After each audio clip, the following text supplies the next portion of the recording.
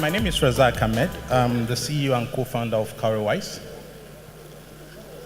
I'll talk you through a storyline, and through the storyline, I'll try to bring out the value proposition that Cowrywise is bringing on the table. Next slide, please.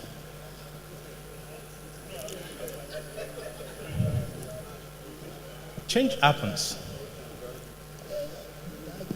And this is not a political talk. This is about technology.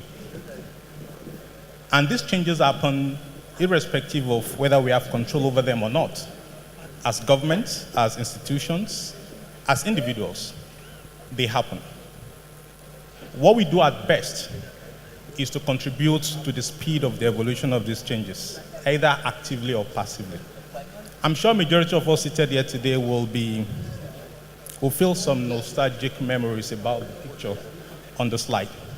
But the truth is, that picture is gone forever, and it is gone truly. Next slide.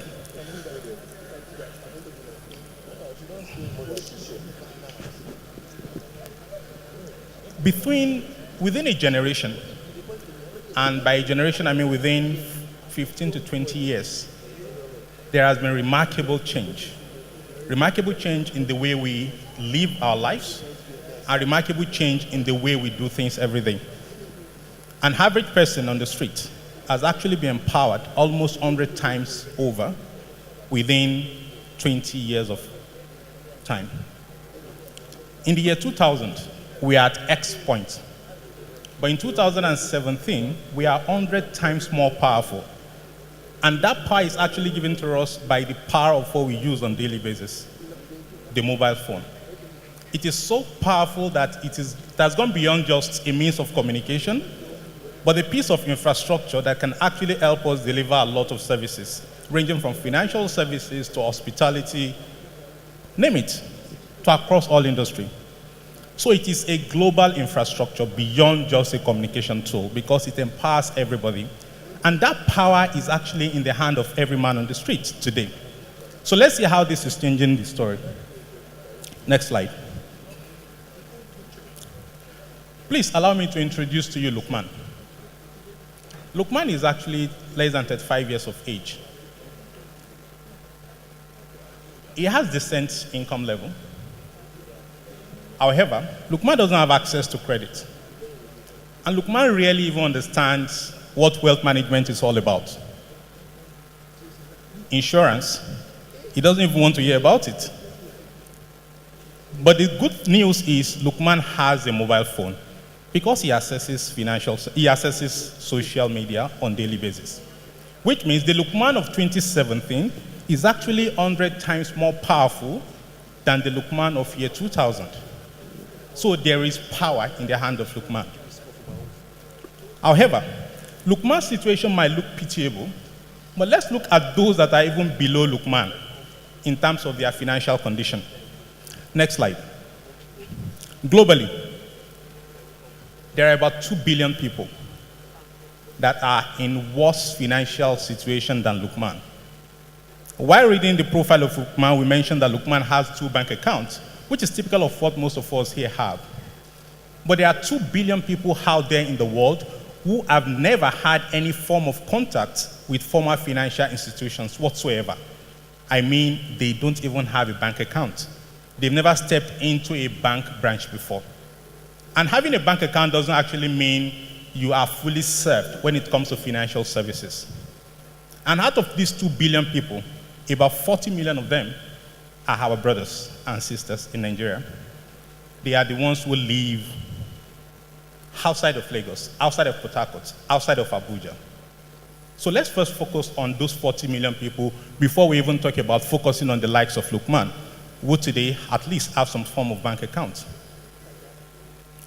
Now, before this, the question is, why has the likes of Lukman and these 40 million people been left out of the financial service industry for so long?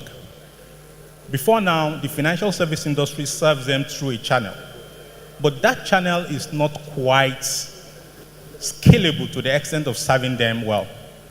So traditionally, an average man may be regarded as not bankable, because it doesn't have the required amount of savings or assets to make him bankable. And this even resonates well within the wealth management industry, because before you can even have an access to a wealth manager, you need a minimum capital or minimum asset or minimum value. So the traditional model is fee-based. I charge you 1 or 2% of your asset base. But if your asset base is 1 million naira, for example, it doesn't worth my while as a wealth manager. So the focus largely has always been on the high net worth individuals. But the question is, does the man on the street actually require or need wealth management services? Now, next slide. We are all wealthy, but just that we are wealthy in a different form. The man on the street who doesn't have money today is actually wealthy. The only difference is that he's wealthy in terms of human capital and time. And that time requires him to put aside an amount of money and invest regularly to create that financial capital over time. But the staggering statistics is that about 75% of Nigerian population is actually less than 35 years of age, which means 75% of every person 75% of Nigerian population has a lot of time and human capital ahead of them to build the financial capital. They don't have the financial capital today, but that needs to be built gradually, because wealth is not a sudden occurrence. It's something that happens gradually. Now, this is the market as it is currently. The financial service industry sits on about 60 billion deposit base. And the pension industry sits about 19 billion, plus the other asset management industry have about 20 billion. Standalone, these numbers look staggering.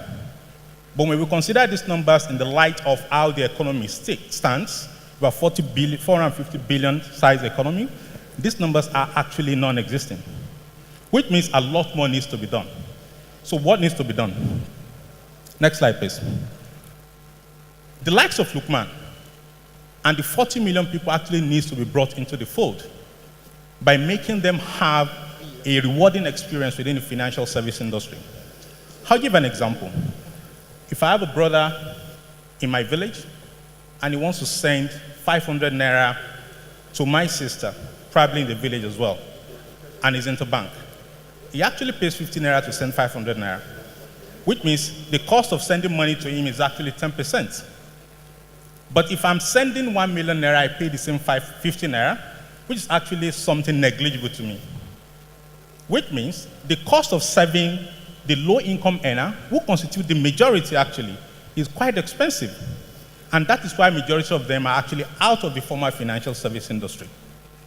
So what we're doing in Cowrywise is actually to make the inclusion of this low-income earner rewarding, to make them have a rewarding experience by cultivating unique and purposeful saving habits, which is actually tied to set financial goals that allows them to build leverage over time. And we do this by making sure that they have reward that is close to 2 to 5 times what they currently earn in savings. Right. Just to share the experience of what an average user goes through. Hi, I like to save. I've always had a saving culture. As a child, I used to stuff all the money I get from my uncles and aunties in a small kolo. You get the drill. But as an adult now, I'm just as bad. I'm always saving for different purposes, a new trip, a new outfit, professional exam, name it. So I always have different bank accounts where I put all of this money and then I have to keep track of it. It's become tedious for me as there are so many interbank charges when transferring money, keeping track of different ATM cards, etc. But then I stumbled on Cowrywise, and now I can save for different purposes all on one single platform, and I can monitor it all on my phone or my laptop.